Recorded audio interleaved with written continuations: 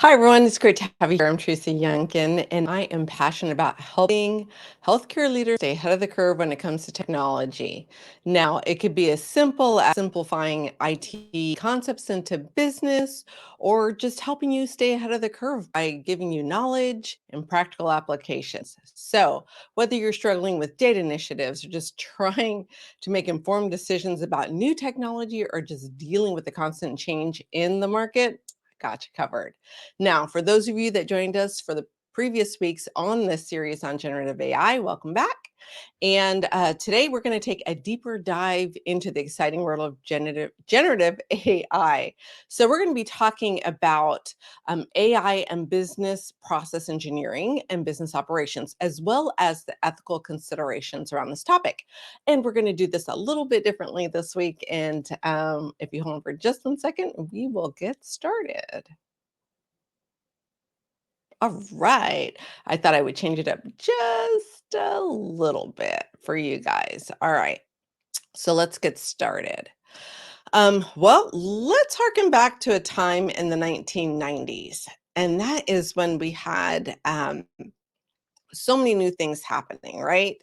So, according to the GAO, business process reengineering is a business management strategy that originally was pioneered in the 1990s, early in the 90s, and it focused on the analysis and the design of workflows and business processes within any organization.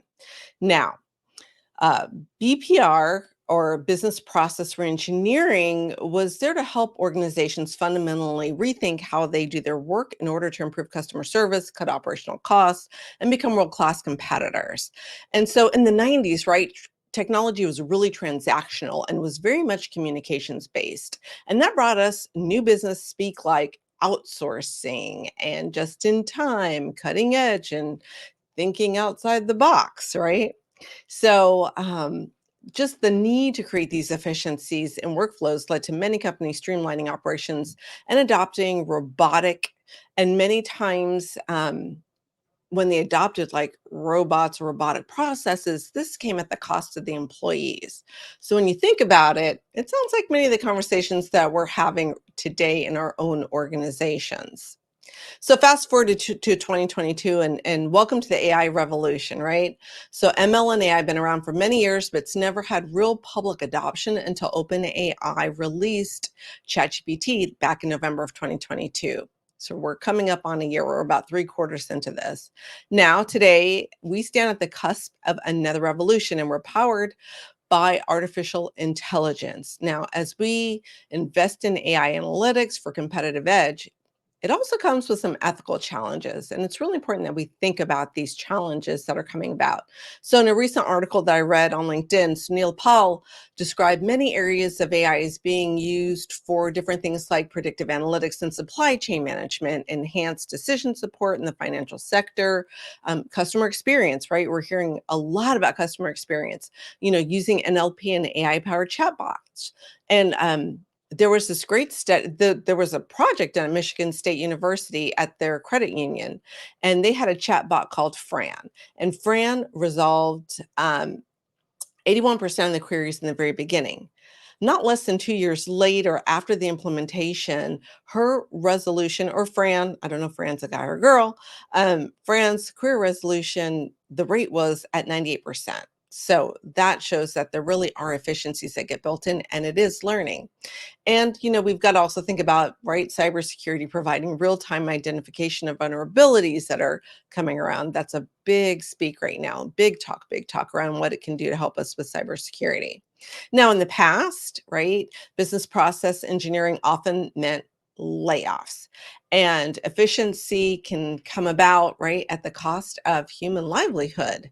So, right now, there's a lot of backlash. You can start to feel the wave of this and in the different conversations that are being had that just like the 90s, organizations are going to start to face backlash both internally and from the public. That it's a very uncertain time in business operations.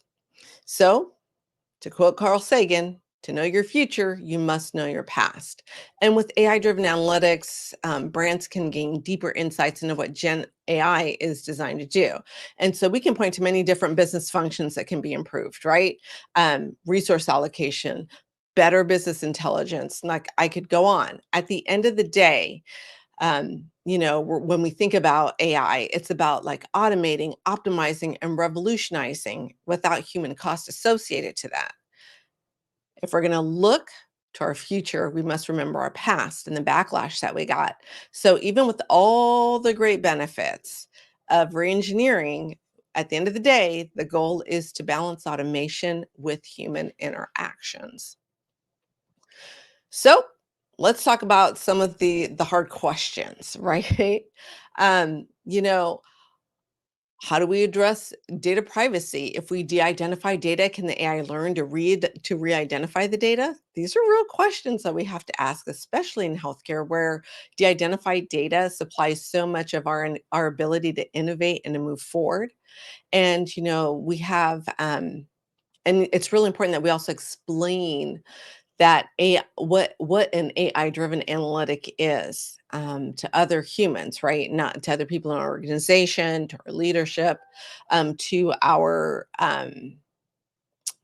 customers at the end of the day, right? So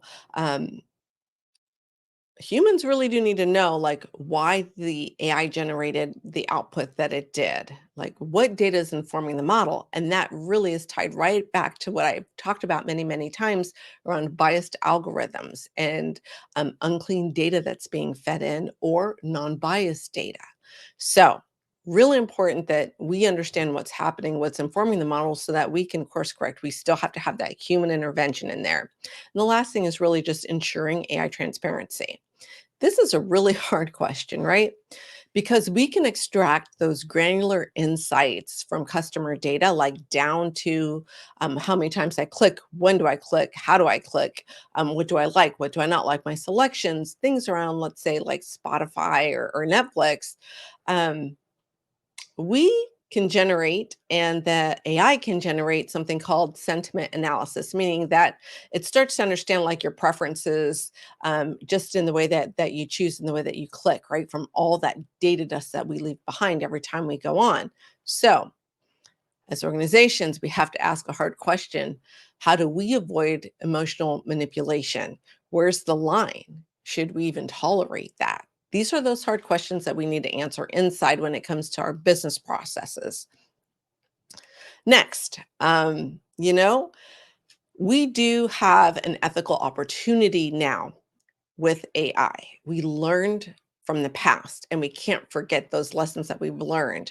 This really is, again, an ethical opportunity when we're investigating AI in our own companies.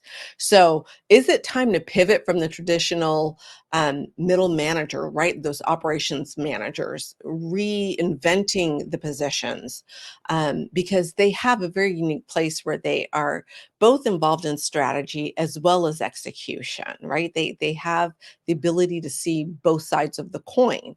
So should we just start incorporating process design and process improvements with AI initiatives as a part of those job descriptions and as a part of our job training?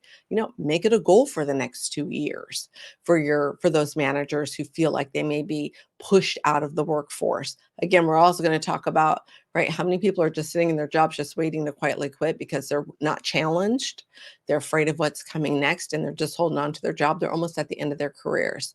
And it's a real waste when we have knowledgeable people in these positions and we can't harness the knowledge that they have or transfer the knowledge nuggets that they have into a knowledge base for others to be able to use.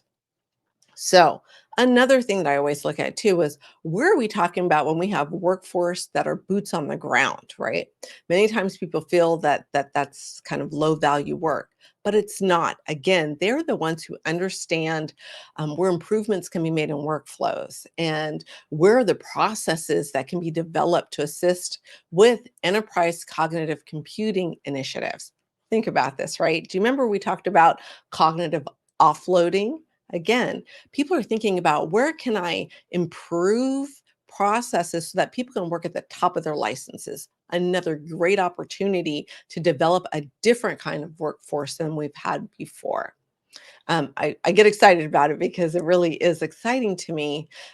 This is when we start to deal with equity, like right equity issues and diversity and inclusion. This is where we can start to make inroads and real um, make real strides in in our markets and in our organizations.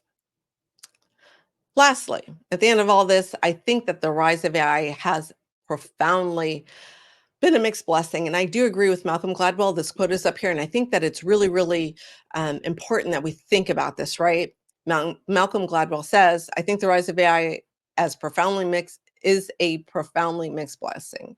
It's a powerful tool that needs to be managed properly to benefit us instead of impoverishing us."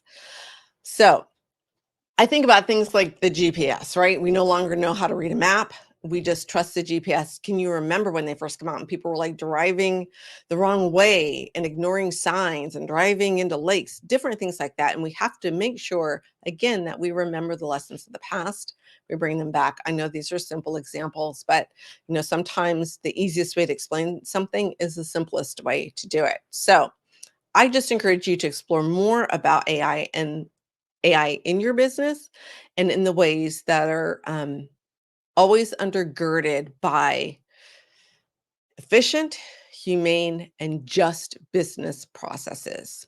Remember, the future is in our hands, and we are the ones that are going to be driving it forward.